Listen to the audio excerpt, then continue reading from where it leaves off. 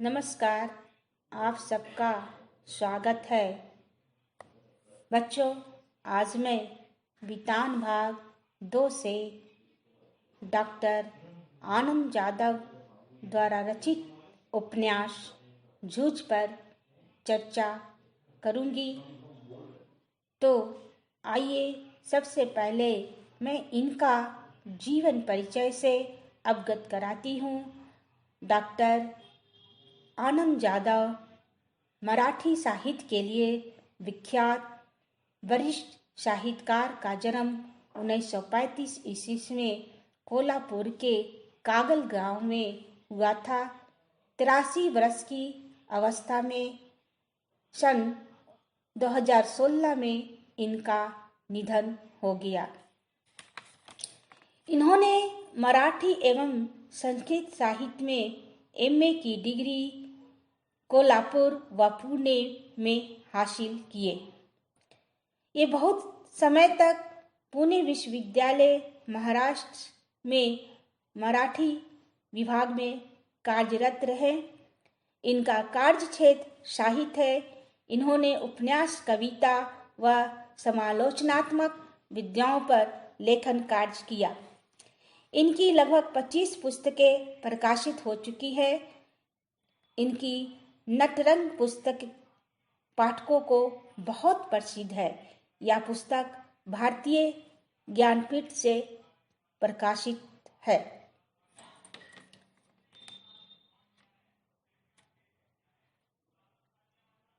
इनके द्वारा रचित एक उपन्यास झोवी के लिए इन्हें सन 1990 में साहित्य अकादमी पुरस्कार से सम्मानित किया गया।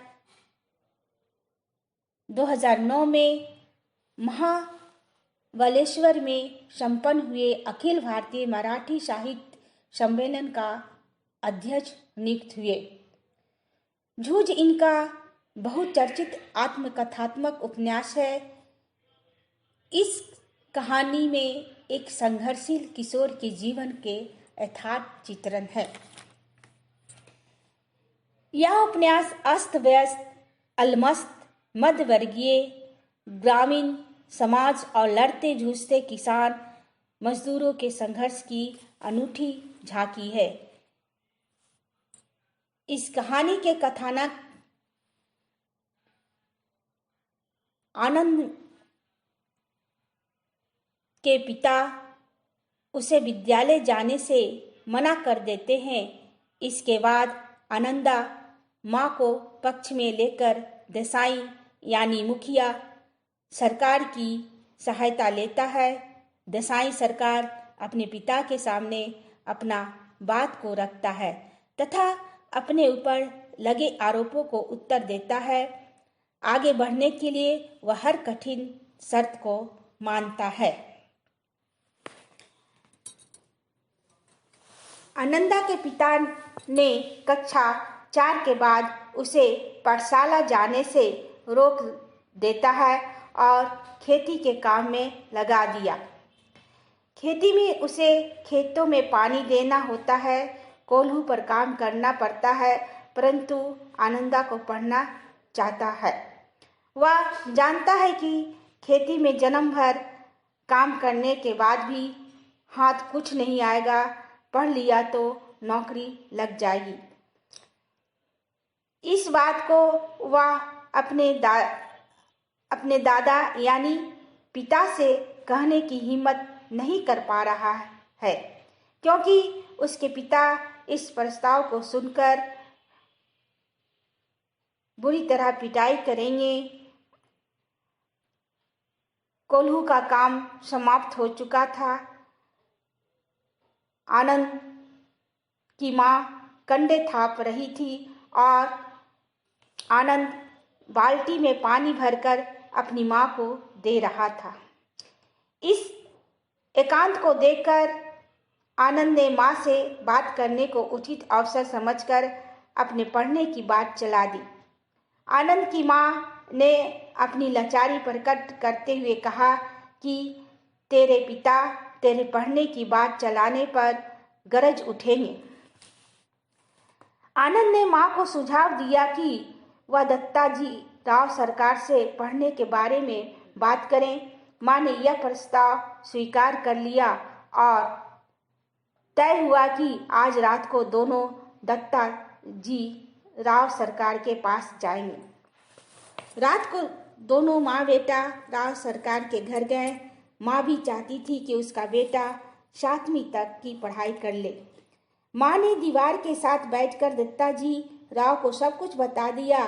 उसने यह भी बताया कि उसका पति सारा दिन बाजार में घूमते रहता है, खेती के काम में हाथ नहीं लगाता। उसने राव को यह भी बता दिया कि खुद काम से बचने के लिए उसने लड़के को पाठशाला जाने से रोक लिया। आनंद ने राव जी के भाव अपने अनुकूल देखकर कहा कि अब जनवरी का महीना है, अभी भी यदि मुझे पाठशाला भेजा गया तो मैं 2 महीने में 5वीं की सारी तैयारी कर लूँगा और परीक्षा में पास हो जाऊँगा। इस तरह मेरा 1 साल बच जाएगा। मेरा पहले ही 1 साल बर्बाद हो चुका है। दादा की करतूतें सुनकर राव जी को क्रोध आया। उन्होंने कहा, मैं उसे आज ही ठीक करता हूँ। राव ने आनंद से कहा कि घर आते ही अपने पिता को मेरे पास भेज देना और घड़ी भर बाद भी तुम भी कोई बहाना बनाकर आ जाना। माँ बेटा ने राव को सचेत कर दिया था कि हम दोनों को यहाँ आने की बात इसके पिता को ना बताए। आनंद के पिता देसाई के बुलावे पर उसको सम्मान समझकर तुरंत चला गया। आधे घंटे बाद आनंद की माँ ने लेखक को यह कहकर भेज दिया कि माँ खाना खाने के लिए बुला रही है। राव जी ने आनंद से पूछा, कौन सी क्लास में पढ़ता है तुम? लेखक ने बताया, 5वीं में था किंतु अब पाठशाला नहीं जाता। क्यों? उत्तर में आनंद ने बताया कि पिता ने मना कर दिया क्योंकि खेतों में पानी लगाने का काम मुझे दिया गया है। इसके बाद सरकार ने आनंद के पिता को बहुत फटकार लगाई और कहा, खुद खुले सांड की तरह तुम घूमता है और अपनी मौज मस्ती के लिए लड़के को बलि चढ़ा रहा है। सरकार ने आनंद से कहा, तू कल से पाठशाला जा, मास्टर को फीस दे दे, मन लगाकर पढ़, साल बचाना है। यदि या तुझे पाठशाला ना जाने दे तो मेरे पास चले आना, मैं पढ़ाऊंगा तुझे। आनंद के दादा यानी पिता पर जुआ खेलने, कंडे बेचने, चारा बेचने, सिनेमा देखने, खेलने जाने, घर के काम पर ध्यान न देने के अनेक झूठे आरोप लगाए हैं। आनंद ने अपने उत्तर से देसाई सरकार को संतुष्ट कर दिया। राव जी ने पूछा, तू कभी फेल तो नहीं हुआ? आनंद ने मना करने पर उसे कल से पाठशाला जाने का आदेश देकर घर भेज दिया। बाद में राव साहब ने पिता को समझाया। पिता ने भी पाठशाला भेजने की हामी भर दी। बच्चों, झूठ का शेष भाग मैं अगली क्लास में पढ़ाऊंगी। धन्यवाद।